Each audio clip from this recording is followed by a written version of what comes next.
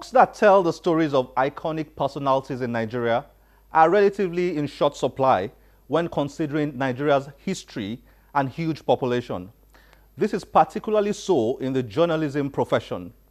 Richard Ikebe, a senior fellow and director of the Center for Leadership in Journalism, School of Media and Communication, Pan-Atlantic University, Lagos, has compiled a series of books to document the stories, thoughts, ideas, and narratives of some of the most iconic personalities in the field of journalism in Nigeria. Now think about major media players narrating the stories of media initiatives, events, and characters. Dan Agbese tells how Newswatch was created and how he met Delegiwa. Frank Aigbogun tells the story of Business Day. Emeka Izeze tells the story of The Guardian in 30 years of existence. Segun Oshoba tells the golden years of journalism.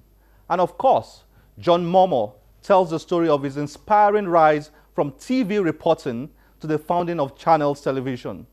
These are a few of the many intriguing stories you'll find in these books. Enjoy this report. Around 4 o'clock when everybody's on ground. This is Richard Ikebe's book signing event held at Latana Bookshop, Victoria Island, Lagos. Richard didn't plan to teach journalism, but that's what he has been doing for the past 7 years, after actively practicing the profession for over 35 years. Journalism is something that is obsessive, you know, it takes hold of you and it can't let go. I didn't start out to be a journalist. I started out wanting to be a teacher, which is what I'm doing now. But in those days, I used to write articles, and all my friends thought that they were good. And so when an opportunity came to go to the Nigerian Institute of Journalism, I applied. And somehow I thought they made a mistake, but they admitted me. That was back in the 70s, mid-70s. So I went to NIJ and spent the next 4 or 5 years practicing. I think those years were really my high points in journalism. You know, I got to work with people like Tony Momo, Tunji Oseni, Delegiwa, you know, the guys who were moving the industries at that time. So, and you cannot work with somebody like Delegiwa and not be passionate about journalism. People like Livinus Okorafor. It was a very exciting time, Ladebo Ola in the Daily Times newsroom in those days. But that accidental sojourn into teaching the profession he loves led him to producing these books titled Nigerian Media Leaders, Voices Beyond the Newsroom, which contain a series of important interviews with some of Nigeria's most remarkable living media leaders who share their stories and experiences in Nigeria's journalism industry. The last set of significant books that were written by Nigerians on journalism in Nigeria, some of them are, Chris Coker's book is over 50 years old. Professor Umu's book is 83, I think, 83 or 89. Agbaje's book. A lot of people have criticized Dayo Duile's book. So if you want to count the number of significant books on Nigerian journalism, not edited books put together by some professor, there are very, very few. Nigerian media leaders, Voices Beyond the Newsroom, include the likes of Christopher Kolade, Sam Amuka, Tony Momo, Segun Oshoba, Patrick Dele Cole, Doyin Abiola, Mohammed Haruna, Dan Agbese, John Momo, Frank Aigbogun, Ray Ekpo, Vincent Maduka, and several others. There are also books that any Nigerian can read. So anybody who really wants to know about people that they have heard about, people like Ray Ekpo, Dan Agbese, you want to know, okay, who are these guys? You know, again, we live in a country where people are forgetful. Not many people remember that Chiroma was a journalist and that he started life almost I mean, what brought him to prominence was journalism, when he became the first editor of the New Nigeria in the 60s. So it's a book of records. It's a book because when I look at what we have lost through death, which is natural, and the fact that we have no way of capturing it again, I think these are books of records that will outlast all of us. And I hope that others will build on them. We spoke with people that many people have forgotten ever had anything to do with journalism. Like I said, somebody like Adamu Chiroma, we had a meeting with him and told us the story of how he was picked from the civil service and made an editor overnight. And he had to learn on the job from day one. So many memorable things. The journeys of people like Dan Agbese in the New Nigeria, Clem Baye in the New Nigeria. Very interesting. And Mohammed Haruna, it's only in the reading. They are all very memorable things. Written in a conversational style with the aim of documenting some of the most iconic stories of Nigeria's media history, these books are an attempt at addressing the major cultural problem of not preserving stories in Nigeria and Africa generally. I don't know. Maybe it's an African thing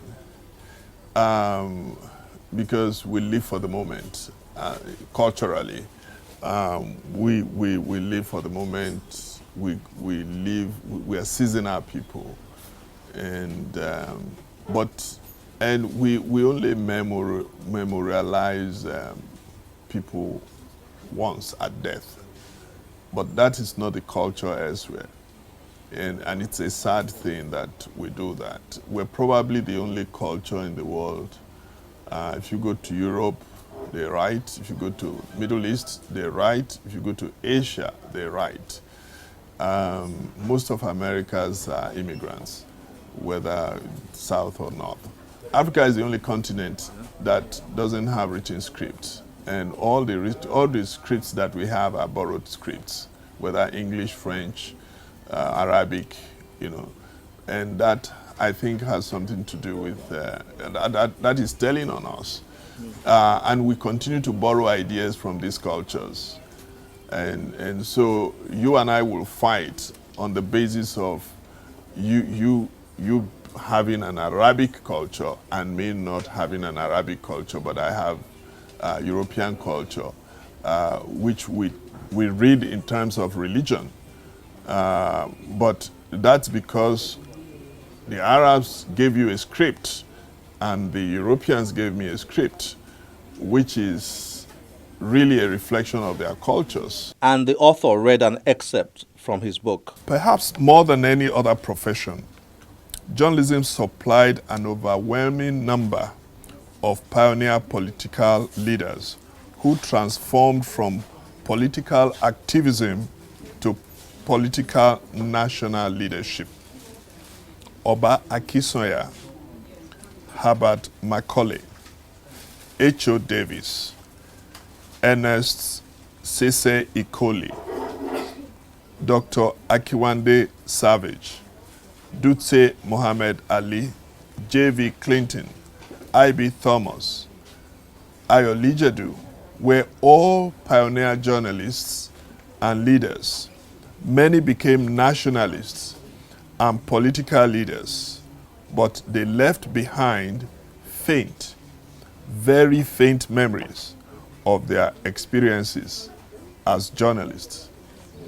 Increase Coker wrote about the history of the profession, but left no account of how his own experiences in practice. How great it would have been to have read directly from the pen of S.L. Akintola before he became a lawyer and a politician. Professor Oshutoku not long ago finally wrote Akintola's biography, nearly 50 years after his death.